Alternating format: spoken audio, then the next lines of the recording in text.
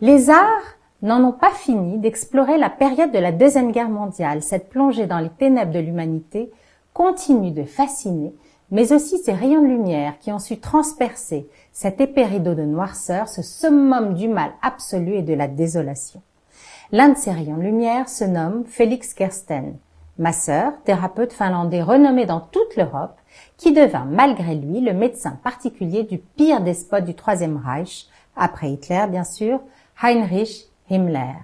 Car très peu de gens savaient que le chef suprême des SS, des polices du Troisième Reich, dont la fameuse Gestapo, et le grand organisateur de la Shoah, souffrait en plus d'être un petit homme, myope, chétif, de santé fragile, de douleurs à l'estomac qui le consumaient littéralement de l'intérieur. Kersten était le seul capable de le soulager, et il eut une influence telle sur le fanatique bourreau qu'il réussit au péril de sa vie d'arracher des dizaines de milliers de victimes à l'enfer des camps de concentration. C'est cette histoire incroyable mais vraie, admirablement racontée par Joseph Kessel dans Les Mains du Miracle dès 1960, bien qu'un peu romancée, qu'Antoine Nouel, comédien et metteur en scène, a décidé d'adapter pour la scène au studio Hébertot à Paris dans Demain, la liberté. Nous sommes donc dans le bureau d'Himmler, au siège de la SS à Berlin en 1939. Himmler, interprété par Philippe Bozo, échange avec son aide de camp, interprété par Franck Laurin, en attendant celui qui pourra peut-être le soulager de ses horribles crampes d'estomac dont personne ne doit rien savoir. Cet homme providentiel, c'est vous, Antoine Nouel, qui le jouez, le débonnaire, mais non moins héroïque, Félix Kersten. Bonjour. Bonjour, Hélène. Alors, tout d'abord, pour expliquer qui est ce Félix Kersten, un peu énigmatique pour le grand public. Il incarne pour moi, vraiment, il est emblématique de ce début du XXe siècle, avec ses frontières qui n'ont cessé de bouger, la fin de l'Empire austro-hongrois, le début de l'Empire soviétique, parce que, racontez-nous, il est estonien d'origine, il est né en Estonie. Né en Estonie. Finlandais parce que pendant la guerre de 14-18, il s'est engagé. Contre l'Empire soviétique. Contre l'Empire soviétique, évidemment, qui envahissait la Finlande. Il était médecin donc dans l'armée finlandaise et c'est là, au lieu de soigner les gens, il les soulageait. Et c'est là qu'il a vu les propriétés de ses mains. Et ensuite, sa mère est hollandaise et son père est allemand. C'est ça. Voilà. Et donc lui, il a quasiment 5 passeports. Et il fait ses études à Helsinki, et donc beaucoup de choses se passent à Berlin. Et lui, il va à Berlin, et à Berlin, il rencontre un professeur, un Tibétain, un lama tibétain qui le choisit, qui dit, comme pourrait dire le Dalai Lama aujourd'hui, vous êtes le disciple que j'attendais. Que j'attendais depuis 30 ans. Depuis 30 ans. Il l'attendait depuis 30 ans. Au moment où il lui serre la main, il lui dit, vous pouvez me masser? Il dit oui, d'accord. Il lui dit, d'accord, vous savez rien, vous ne connaissez rien, mais vous avez tout dans vos mains. Et donc, en 3-4 ans, il lui apprend le massage, la thérapie du massage profond, qui est une thérapie très connue en Finlande et en Suède, inconnue dans les autres pays européens, qui est une thérapie tibétaine.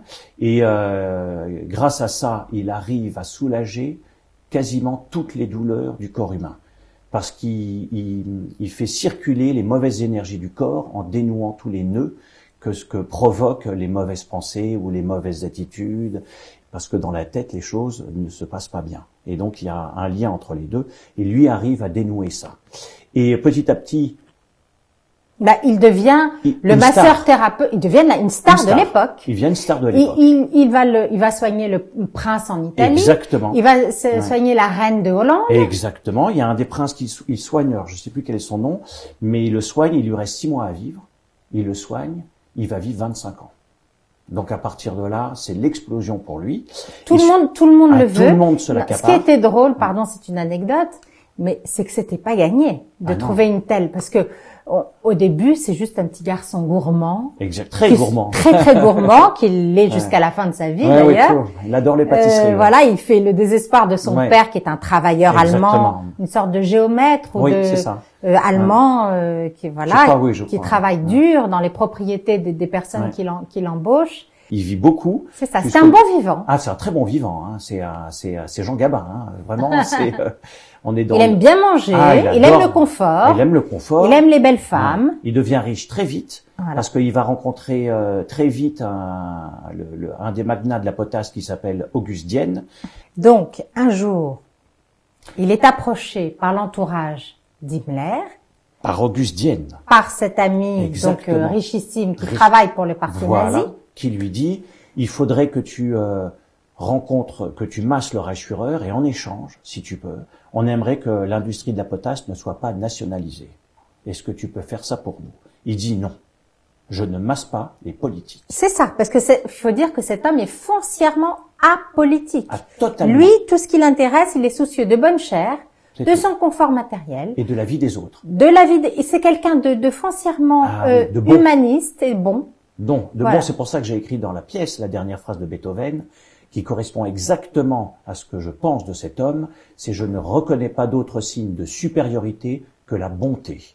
Faut pas oublier que Kersten, le matin, il prend 1000 € de l'heure, ou 2000 €, ou 5000 €, j'en sais rien, aujourd'hui, et que l'après-midi, grâce à l'argent qu'il a gagné le matin, il masse gratuitement tous ceux qui n'ont pas d'argent.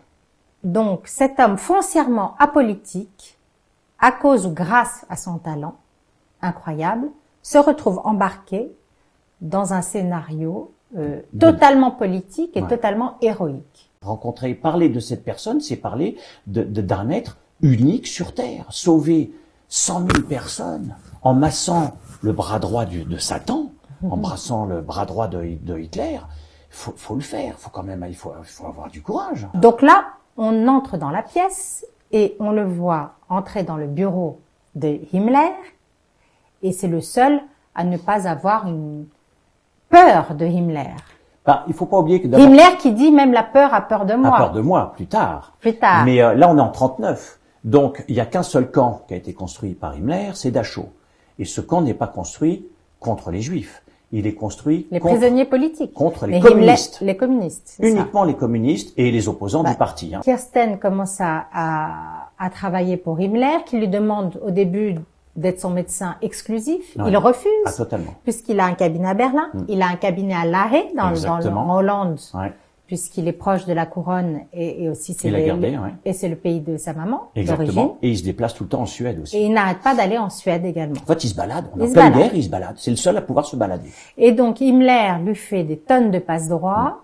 Cela rend dingue tout son entourage qui veut sa peau et qui soupçonne. Ouais, à juste titre. À juste titre, Kersten, de ne pas être que médecin. Que médecin. Exactement. Parce que Kersten va utiliser donc l'ascendant qu'il a sur Himmler pour lui demander de signer des papiers. D'abord pour sauver des amis à lui en Hollande. Voilà. Ensuite des amis de ses amis résistants. Exactement. Et le cercle s'agrandit du bouche à oreille. Et ça finit par des dizaines de milliers de gens dans les camps de Ravensbrück. Il a même des femmes témoins de Jéhovah. Ouais, il a pris 20 témoins de Jéhovah. Soi-disant, il les a fait sortir de Ravensbrück. Pour travailler, pour travailler dans son domaine. Pour travailler dans son domaine près de Berlin. Parce que ce qu'on ne sait pas, c'est que donc petit à petit, de ses amis, au cercle de ses amis, aux résistants, à ceux dont il entendait parler, etc., finalement, il est devenu une sorte d'agent secret. C'est un agent secret. Qui allait rencontrer en Finlande des Américains, des Suédois, de la Croix-Rouge internationale, etc., pour organiser l'exfiltration de dizaines de milliers de prisonniers des camps. Ah oui, c'est. Il prétextait des patients à aller voir en Finlande, des déménagements de sa famille, etc. Et il recevait son courrier au QG. Et il recevait tout ça. Voilà. C'est avec une protection invraisemblable. À un moment, Himmler lui demande de fermer son cabinet de La Haye. Il dit, je vais vous demander de fermer votre cabinet de La Haye parce qu'on est quand même en guerre, on peut pas se balader comme ça, comme on veut.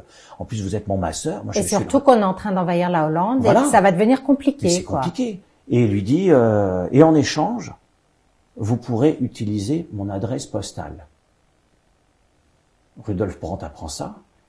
Donc Rudolf qui est l'aide de camp, qui va devenir un complice de Kersten, qui reste quand même un assassin, condamné à mort au procès Nuremberg. Attention, avec tout ce qu'il a fait, il essaie pas de se racheter. Il s'aperçoit tout d'un coup que c'est un homme et que qui s'est laissé endoctriner et que voilà, il a fait des choses monstrueuses et puis il peut pas les réparer, c'est irréparable. On peut pas ressusciter.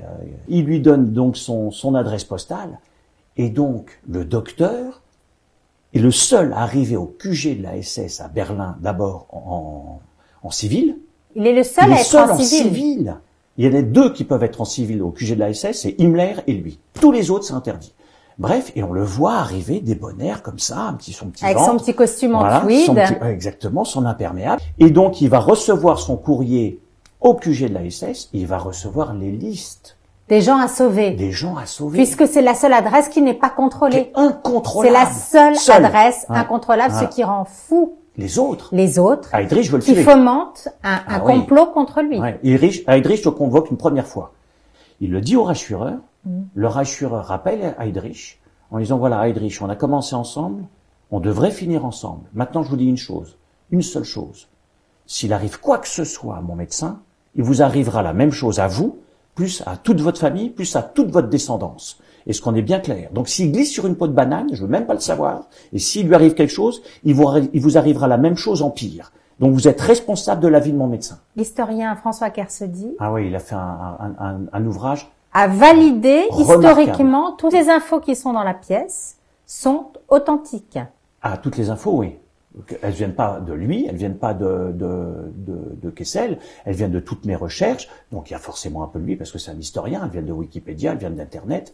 Mais après, ça a été romancé de ma part. Mais tout le schéma historique, c'est le schéma exact de la chronologie historique de l'histoire. Sachant que Kersten tenait un journal intime. Tous les jours, il écrivait pendant 15 minutes tout ce qu'il avait vécu dans la journée, toutes les choses importantes.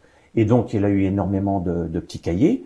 Et quand Joseph Kessel l'a rencontré, apparemment, d'après mes souvenirs, je crois qu'ils sont restés très longtemps ensemble. Et c'est là où il lui a raconté cette histoire. Et c'est là où Joseph Kessel a écrit Les Mains du miracle, dans lesquelles il y a des choses qui sont romancées. Donc, comment peut-on analyser cette passion folle d'Himmler pour Kersten? Est-ce que c'était parce que c'était le seul homme à pouvoir physiquement le soulager? Ces douleurs dont on peut penser en faisant un peu de psychologie de bazar. Oui. Si on dit que le cerveau est relié aux intestins, que toutes les atrocités qu'il faisait se répercutaient en douleur dans son ventre. Je pense que c'est ça. Après, je sais pas, moi je suis pas psy, mais je pense que c'est ça. Je pense que il y avait le fait que c'était le seul à pouvoir le soulager physiquement. Et ça c'est sûr. Et deuxièmement, est le seul à qui il pouvait parler en dehors de tout système. Il lui disait, il parlait jamais de politique. Le moins possible. Le moins possible. Et Kersten a essayé, il lui a dit non, ça vous regarde pas. Donc, vous pensez que Himmler considérait vraiment Kersten comme un ami? Oui. Moi, je pense qu'il aurait, c'est ce que je fais dire aussi dans la pièce. Et que feriez-vous si Hitler, en personne, vous donnait l'ordre de m'exécuter? Mon ami, je désobéirais. Et je pense que vraiment, il aurait désobéi. Je pense qu'il aurait donné sa vie pour ce docteur, parce que en dehors du fait qu'il le soulageait d'un mal qui l'emmenait presque au bord de l'évanouissement, sa hantise, c'était d'avoir une crise devant Hitler et que Hitler lui dise écoute mon coco, tu fais pas le poids, tu peux plus faire le job. Voilà, Heydrich va prendre ta place. Voilà. Je reviens sur la mise en scène qui est assez sobre, c'est un décor unique avec ce grand drapeau dans le bureau de Himmler. Mais il y a un personnage ou un décor supplémentaire qui est le bruitage, très important, qui donne un petit peu le contre-champ, des bruits de train, des bruits de bottes, des bruits de bottes militaires. C'est très très fort ce bruitage, des aboiements, Il y a aussi cette séquence vidéo juste en introduction de votre pièce, juste avant, où on voit un train. Une caméra subjective sur une locomotive en noir et blanc qui font à toute allure dans les paysages d'Europe et dans les tunnels. C'est quoi? C'est le train de la mort? C'est le train de l'urgence d'agir? C'est le train de la vie. C'est le train de la vie. C'est le train de la vie. C'est la course contre la montre? Non, c'est le train des 3000 prisonnières libérées. Ça a été un de ses plus grands gestes qui est dit à la fin. Vous libérerez la Suède est prête à accueillir 20 000 prisonniers. 20 000 à accueillir avec les bus blancs, 20 000 prisonniers. Le Reichsführer dit 20 000 20 000 Mais vous vous rendez compte du chiffre? Parce que c'est la marchandise, faut pas oublier, il parle de marchandise, là. 20 000 je peux pas. 2000, 3000 au grand maximum. Et là, Kersten, il entend 2000, 3000. Il est passé d'une liste de 7 à 3000. À 3000. Et à la fin, Himmler lui dit « Toutes les prisonnières du camp de Ravensbrück seront libérées. » Et le médecin dit... Donc c'est le train, ce train-là, le train de la liberté. Ce n'est pas le train de la mort, c'est le train de la liberté. Le train de la liberté, c'est le train du geste de Kersten. Vous écrivez dans la note d'intention de votre dossier sur la pièce, je dédie cette pièce à toutes celles et ceux qui font passer les ressemblances avant les différences. À toutes celles et ceux qui n'ont pas oublié combien la vie est précieuse et qu'elle est une chance. Oui. Alors, pourquoi avoir écrit cette phrase? Je trouve que les gens ne voient de plus en plus que ce qui va mal. Et moi, je fais partie de ceux qui ne voient que ce qui va bien. Et dont la bonté et l'héroïsme du docteur Kersten. La bonté et l'héroïsme du docteur Kersten, mais même en France, même à Paris, il y a des choses qui vont bien. La France, on a la chance d'être dans un pays aussi bien défendu, aussi bien aidé. C'est invraisemblable d'être dans ce pays. Les gens oublient un petit peu ce que c'est que la France. Votre pièce est extrêmement intéressante dans ses dialogues. C'est une pièce de dialogue, hein, ouais. Vraiment, et qui décrypte un petit peu la vie. On rentre dans la tête d'Himmler. Pourquoi il est sûr d'avoir raison dans son entreprise. Vous pensez qu'aujourd'hui, il faut rappeler le danger du totalitarisme et de l'antisémitisme et de l'intolérance pour avoir un peu plus une chance de le contrer, de l'éviter? Quand vous faites cette pièce, vous voulez faire une pièce utile ou juste parler d'un personnage héroïque? Ah bah les deux. Il y aura toujours autant de cons.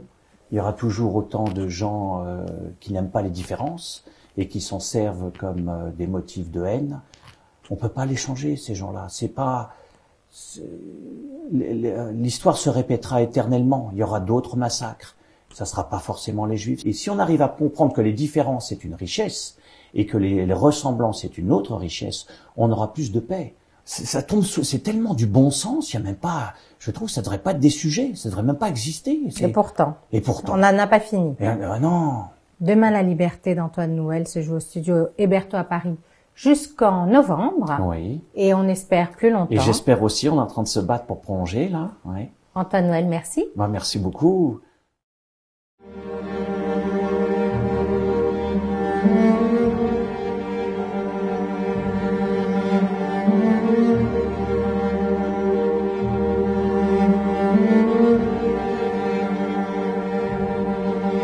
Mm-hmm.